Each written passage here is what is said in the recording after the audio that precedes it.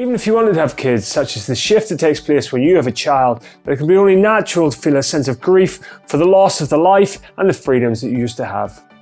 Welcome to Diligent Dad. My name is Andrew and it's my mission to support you in your early steps of fatherhood. Those hobbies you used to have, the rounds of golf, the afternoon to play football, a couple of pints down the pub, or maybe a walk around a museum, all cast aside to be replaced by nappies, buggies, bottles, and the rest. Maybe you look around at other parents and other dads and you see them having the time of their lives with their new kids, and you have a sense that you should be feeling that too, but just deep down you just don't.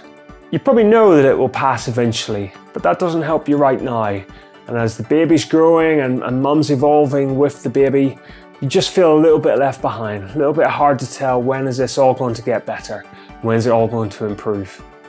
So what can you do about it? Now, it's very easy for me to stand here with two kids who are growing up.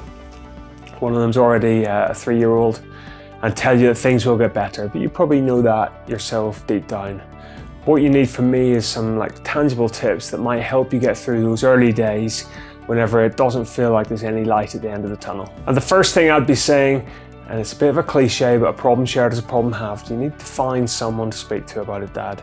Because if you're keeping this to yourself and reinforcing the sense that you're the only person or the only dad in the world that's struggling with this challenge at the moment, that is not going to help you, okay? Find someone to speak to, find another dad. Even if the other dad doesn't look like they're currently dealing with this issue, I almost guarantee it that at some moments in their own early fatherhood, they have had a sense that they've been struggling with this particular issue, that they feel trapped, they feel like grief for the loss of their own lifestyle. And just by sharing that and finding a common ground with that other dad or that other parent, you will feel so much better in having shared it. And you may be able to exchange some tips on how they have coped better with it. You're probably realizing that it's no longer going to be possible for you to get yourself down the golf course for a big long round of golf followed by a meal and a few drinks afterwards. It's just not really going to be feasible now you've got a kid or two. And for me personally, I was well into triathlons. I've done 2 Ironman triathlons, and the training for that, which was like 15, 20 hours training per week, clearly that's not going to be possible to sustain if you're up all night doing nappies and busy in all your time, especially if you work as well and you're busy coming home in the evenings. You want to be there, you want to be helping mum and helping around the house with the important jobs that they're there to do with your new son or daughter. Because that's your primary role, Dad. It's there now you've got a son or daughter, it's there to be a dad.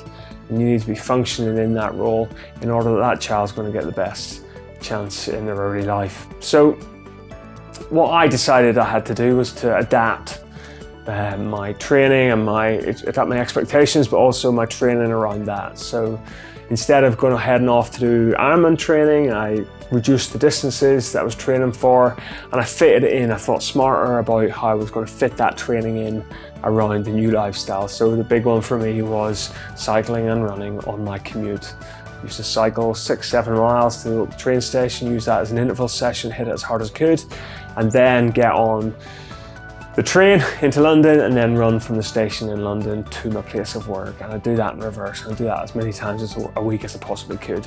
And okay, it wasn't the 90-mile rise that I was used to, but I had to accept that something had to change. Because if I'd kept up the Ironman training, I wouldn't feel as though I'd been filling my responsibilities as a dad. And that's what I'll be saying to you, Dad. Now, what ways can you adapt what you used to do to make sure that it can still fit?